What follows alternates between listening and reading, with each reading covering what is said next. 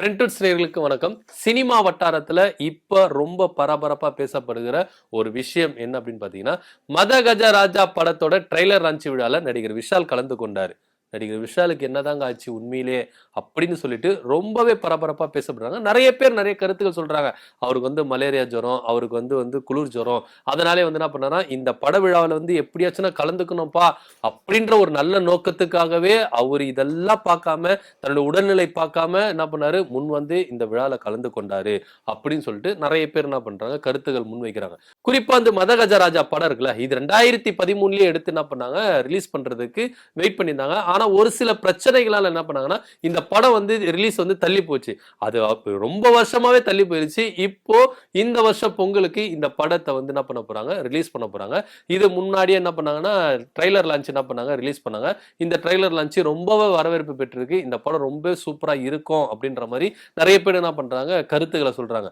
ஆனா இருந்தாலும் விஷாலுக்கு என்னதான் ஆச்சு அப்படின்னு சொல்லிட்டு என்ன பண்றாங்க, ஒரு பெரிய கேள்விக்குறியா இருக்கு. அவருடைய கைகள்லாம் நடுங்குது, மைக்க சரியா பிடிக்க முடியல. அது இல்லாம ஒரு பேச்சுகள் வந்து குளறுது. அதே போல அவர் அணிந்திருந்த கண்ணாடியை கூட சரியா கழட்டி மாட்ட முடியல. அந்த டிஷ் எடுத்து கண்ணை கூட துடைக்க முடியல. அந்த அளவுக்கு கை நடுக்கமா இருக்கு. என்னதான் ஆச்சு அப்படின்னு சொல்லிட்டு நிறைய பேரு இந்த விமர்சனம் வைக்கிறாங்க. மூத்த பத்திரிகையாளர் ஒருத்தர் என்ன சொல்றாருன்னா, விஷால் இந்த நிலைமைக்கு போனதுக்கான காரணம் 3 விஷயம், 3 பேர். அது யாரு அப்படின்னு பாத்தீங்கன்னா, முதலாவது பாத்தீங்கன்னா பாலா. டைரக்டர் பாலா வந்து அவனிவன் படத்துல வந்து விஷாலுடைய கேரக்டர் வந்து பயங்கரமா பேசப்பட்டுச்சு. அவருடைய அந்த ஆக்டிங்காக அவர் செய்த வந்து தியாகம் வந்து பயங்கரமாவே இருந்தது அப்படின்ற மாதிரி கூட சொல்லலாம். ஏன் அப்படின்னு பாத்தீங்கன்னா, விஷால் வந்து கண்ணை வந்து ஒரு மாதிரி வந்து அவரு வச்சிருக்கணும். சோ இதுக்காக ஒரு சைடு மொழியவே இழுத்து தச்சுட்டாங்க அப்படின்ற மாதிரி கூட சொல்றாங்க. இதனால வந்து அவர் ரொம்பவே என்ன பண்ணாரு, கஷ்டப்பட்டாரு. ஏன் இத பாலா கூட என்ன சொல்லியிருந்தாருன்னா, டப்பிங்ல வந்து அவர்கிட்ட ஷீட் அந்த டைலாக் ஷீட் கொடுக்கும்போது கூட கண்ணு ஒரு மாதிரி சைடுல போயிருக்கு. இந்த அளவுக்கு ஒரு எஃபெக்ட் போட்டு நடிச்சாரு அப்படின்ற மாதிரி கூட பாலா சொல்லியிருந்தாரு. சோ இதனால வந்து அவருக்கு ஒத்த சைடு தலைவலி வந்து பயங்கரமா வந்துச்சு. இதுல வந்து அவருக்கு கட்டுப்படுத்துறதுக்கு வந்து ஒரு சில பழக்கங்களுக்கு அவர் அடிமையாக வேண்டியிருந்தது. இதெல்லாம் ஒரு புறம். கூடவே இருந்த 2 நண்பர்கள் வந்து என்ன பண்ணாங்கன்னா, இந்த நிலைமைக்கு ஆளாறது வந்து அவங்கள ஒரு காரணம். யாருன்னு பாத்தீங்கன்னா நந்தா, ரமணா. இவங்க 2 பேரும் வந்து பாத்தீங்கன்னா, விஷால் வந்து நடிகர் சங்கத்தை கைப்பற்றணும் இப்படின்ற ஒரு எண்ணம் இருக்கும் பொழுது, இவங்களுக்கு வந்து நம்ம இளம் நடிகர்கள் வந்து ரொம்பவே சப்போர்ட்டா இருந்தாங்க.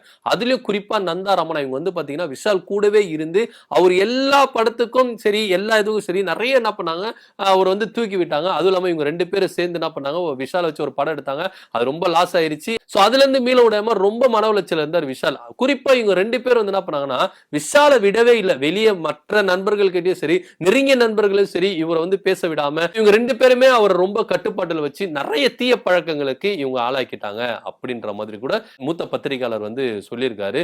அதுக்கப்புறம் வந்து பாத்தீங்கன்னா துப்பறிவாளன் இந்த படத்துல வந்து மிஷ்கின் இருக்காருல்ல, டைரக்டர் மிஷ்கின். இவங்க 2 பேருக்கு வந்து விஷாலுக்கும் டைரக்டர் மிஷ்கினுக்கும் வந்து பாத்தீங்கன்னா நிறைய வார்த்தைகள் போர் வந்து நிறைய முற்றிச்சு.